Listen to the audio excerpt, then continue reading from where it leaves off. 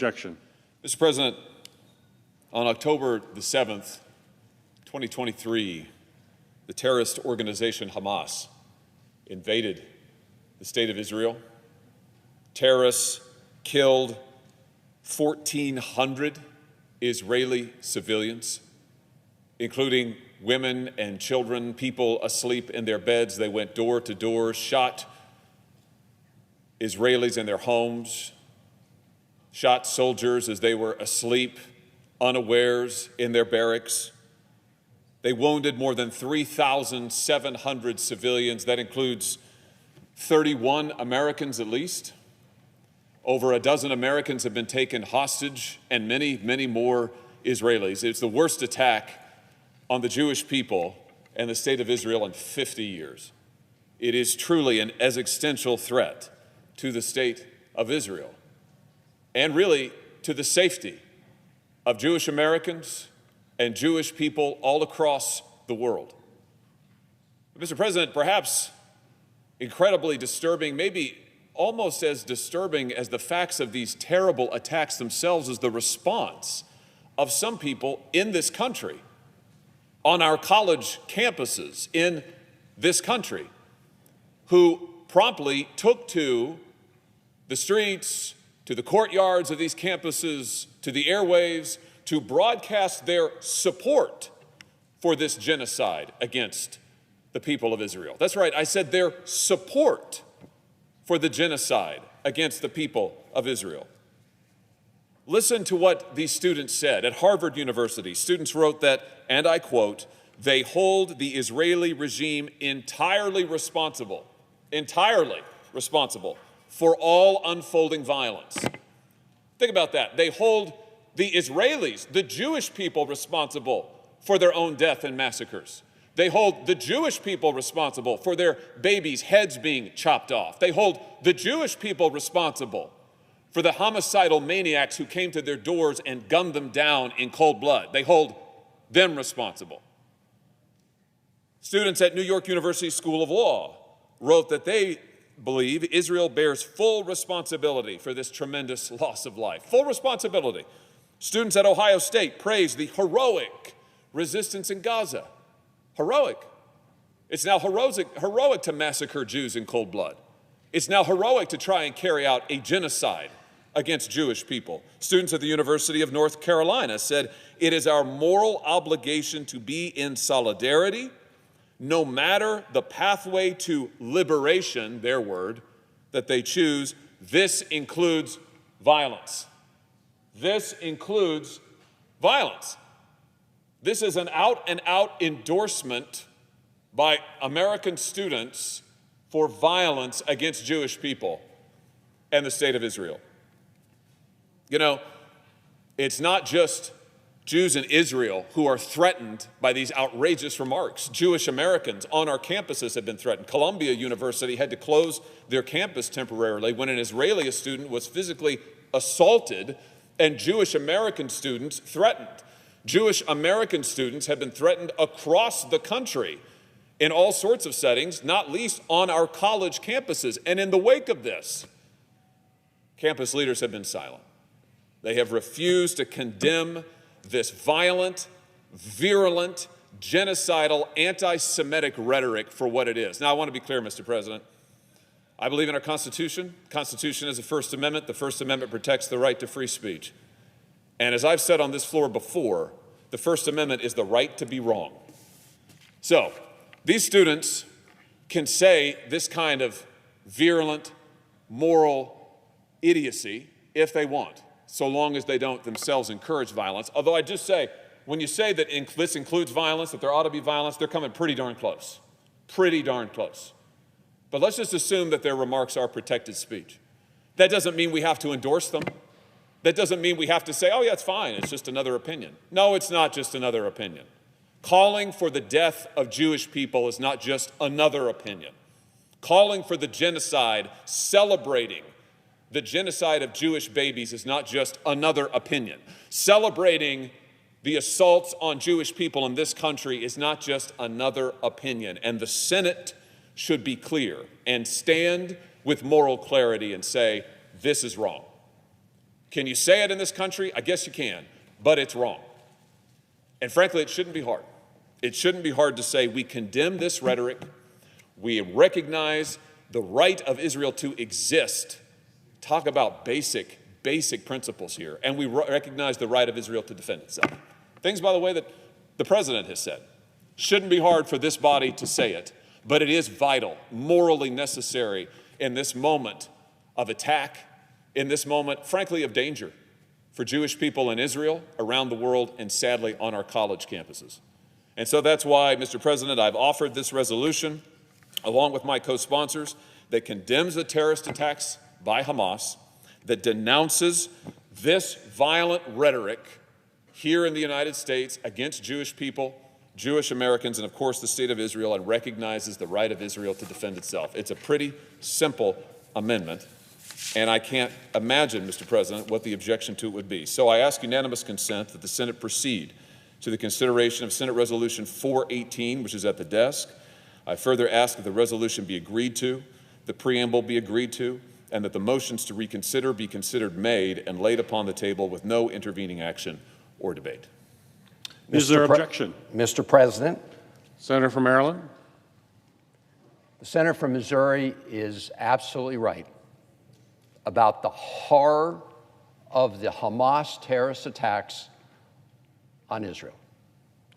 I was at the Kfar Aza kibbutz at the end of June.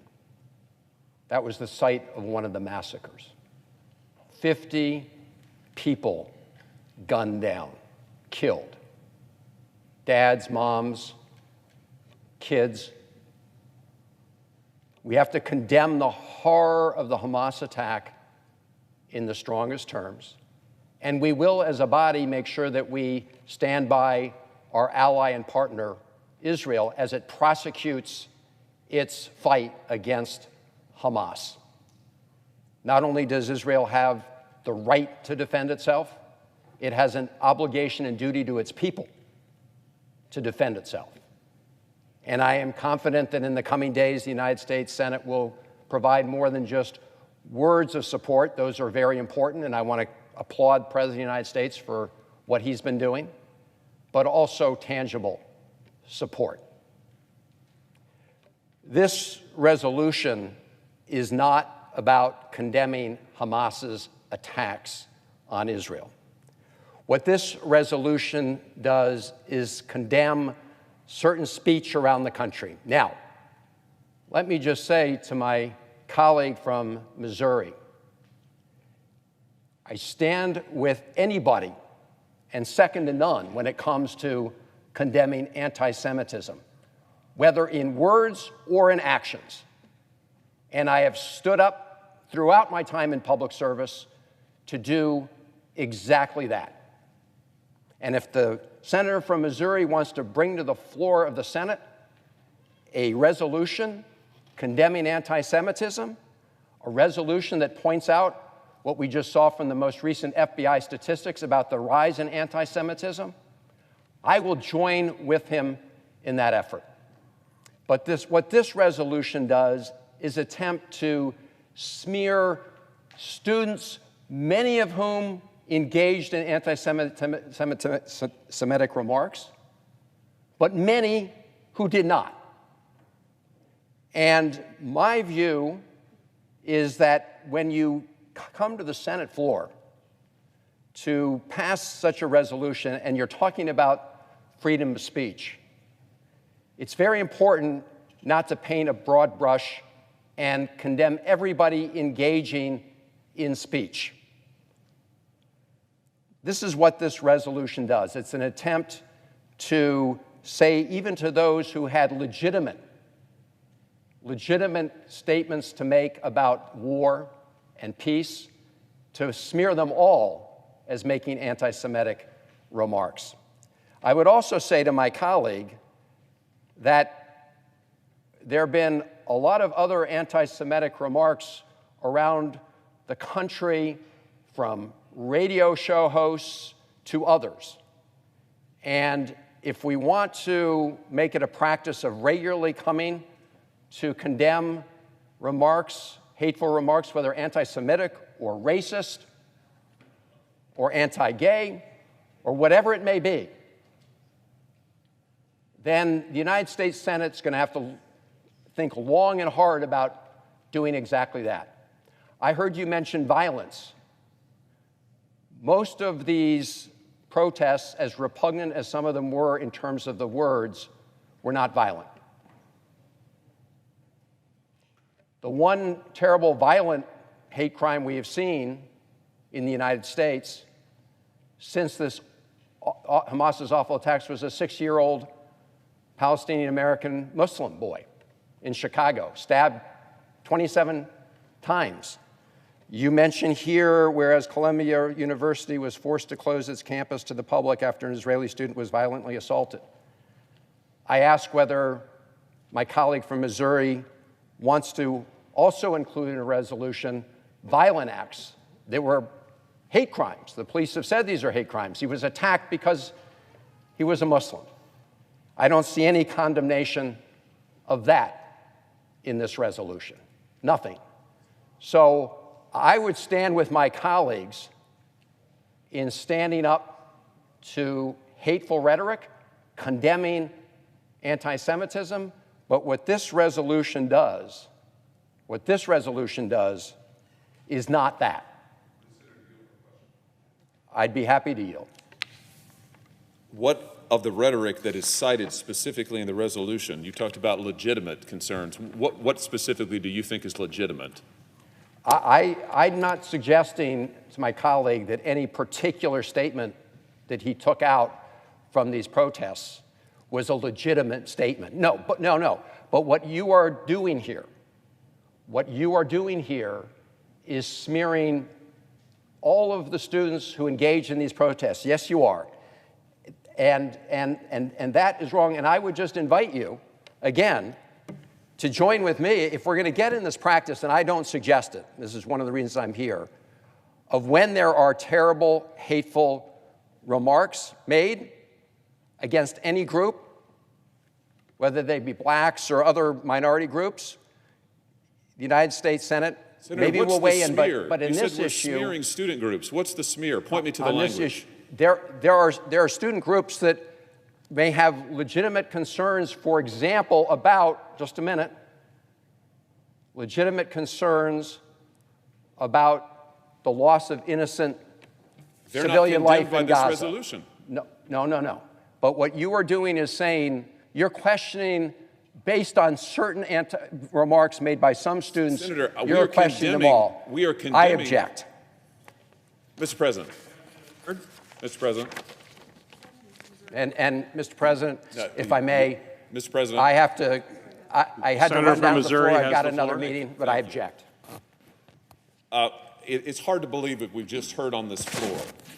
Defense of the most vile anti-Semitic rhetoric under the excuse that to call out specifically the specific statements and denounce them one at a time and say this is wrong, that is somehow a smear. What that is a failure of moral nerve.